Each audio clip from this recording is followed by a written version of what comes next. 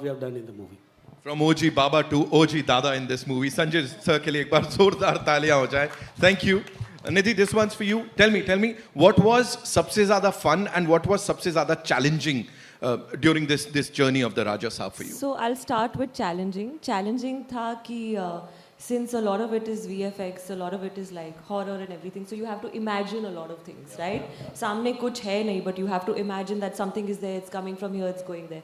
So I think challenging would be just that. But other than that, मेरी पूरी life में this was the most fun shoot I have ever had. I think our entire team, and first thanks to the director because you know he set the vibe.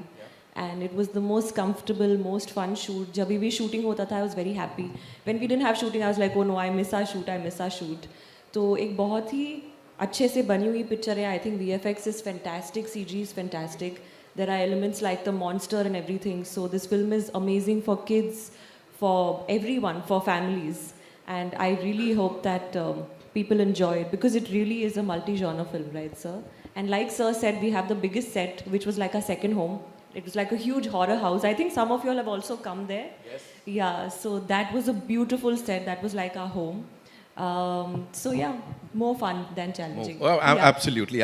और वो दिख रहा है. And while you guys are interacting, you know, साथ में वो भी समझ में आ रहा है. Malvika, this one's for you. Please बताइए हमें कि यहाँ challenging, fun इन चीज़ों की बात हो गई, but you know we've seen a lot of things like जो भी assets आए हैं, गाने देख लिए, ट्रेलर देख लिया, but अभी भी कुछ समझ नहीं आ रहा है, बिल्कुल छुपा के रखा गया है. So talk to us about that. Like ये वर्ल्ड में और क्या होने वाला है? Give us a sneak peek, no? आपने सबसे ट्रिकी क्वेश्चन तो मुझसे पूछा है. अगर ट्रेलर में नहीं बताया मैं कैसे बताऊँ? अरे रिलीज के लिए तैयार कुछ तो but I will start of by saying something else कि जब मुझे ये फिल्म के लिए कॉल आया था मुझे लगा था कि कोई मुझे स्कैम कर रहा था. I actually thought was a scam call and क्योंकि इसकी वजह ये थी that I had done this movie with Thalapathy Vijay called master which was a really big hit. And उसके इमीडिएटली शायद 3-4 महीने बाद मुझे कॉल आया था प्रशांत नील सर से जो कि सलार के डायरेक्टर हैं. एंड उस टाइम पे वो सलार बना रहे थे और वो कास्टिंग कर रहे थे for the lead in Salaar. So I got a call for that and I met Prashant Neel sir and it was a great meeting and because of dates or something वो workout नहीं हुई, मैं सलार कर नहीं पाई. And I got a call after 6 to 8 months after that saying that this is for a Prabhas movie.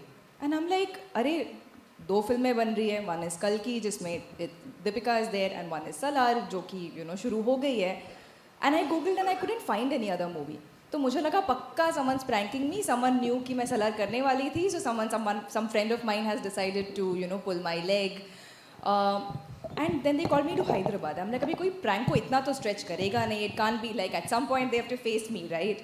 And then they really had to convince me नहीं ये असली में एक फिल्म है and we really want to cast you and it's a leading lady and you know it's a fabulous role, please. They had to like say please come meet me. And then I went to Hyderabad, then I met Maruti sir and then I understood कि अच्छा ये उनकी अगली picture वो जो शुरू करे, they wanted me for that.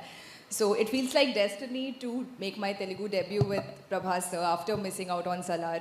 So I'm happy I could do that because I've been a huge Prabhas fan since a long time and I'm a huge Bahubali fan as well. So I'm happy to be here, I'm happy to have worked with him, happy to have known him in person. He's very sweet. Like they all say, darling is a very, very correct nickname for Prabhas sir. And to answer your question, what is there जो कि दिखाए?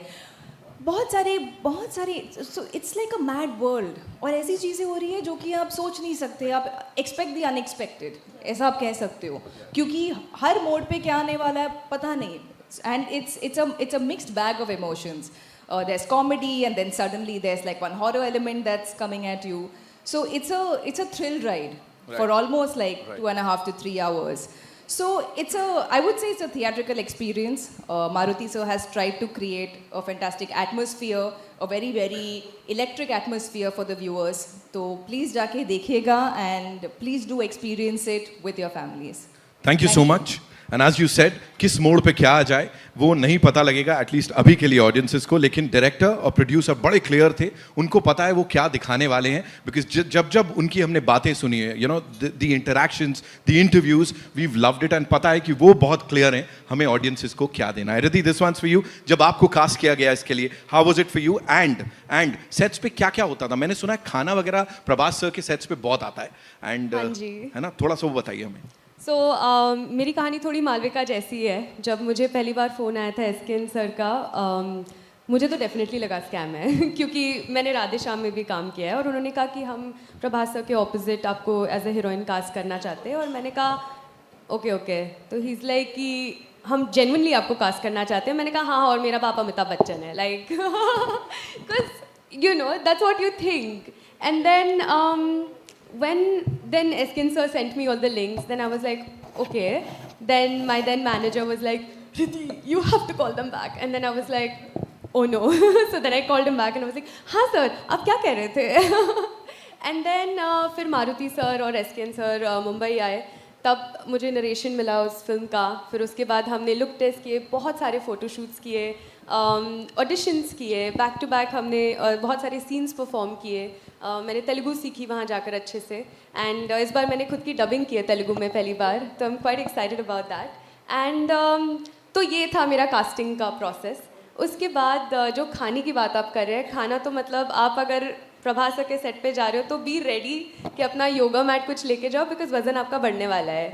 सो हम लोग जब set पे भी होते थे तो एक बार प्रभास सर ने खाना भेजा था, एंड उनका स्पेशलिटी है कि वो मतलब अलग अलग वैरायटी तो भेजते हैं, लेकिन उनकी जो क्वांटिटी होती है वो इतनी ज़्यादा होती है, like such huge vessels of food, and you just look at it and you're like इतना कैसे खाए हम लोग। एंड फिर भी because it's so delicious, you know you have mutton biryani, chicken biryani, prawn biryani, you have 2-3 kind of curries, Best chicken biryani. best Best I love chicken the biryani mutton I've ever biryani. and then there's like fried fish, fried chicken, whatever. And मैं खा रही हूँ, मेरी पूरी team खा रही है, फिर हम पूरे सेट पे बांट रहे हैं कि सब लोग खा लो, लंगर लगा है क्योंकि सर के यहाँ से खाना है और घर का खाना है और इतना खूबसूरत खाना होता है उनका।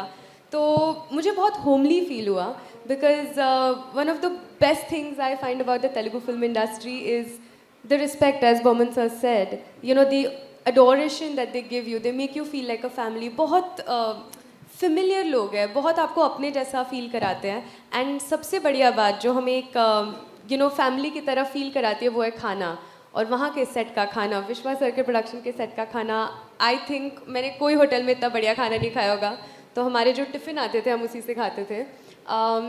सो खाना तो बहुत होता है, बातें बहुत होती है, बहुत फेमिलियर सेट है, बहुत अच्छा एटमॉस्फेयर। अभी मैं भी बोलने वाला हूँ, खाने में क्या है यार, मतलब है ना, इतना सुनने के बाद पिक्चर ऐसी बनाओ टीजी विश्वा प्रसाद सर के स्टाइल में कि जिसको कॉल जाए वो बोलेगा नहीं नहीं यार ये सच में हो रहा है क्या। इतनी बड़ी पिक्चर, इन सब के लिए एक बार जोरदार तालियां हो जाए। And now I know we have a lot of questions. So कहाँ से आ रहा है पहला सवाल?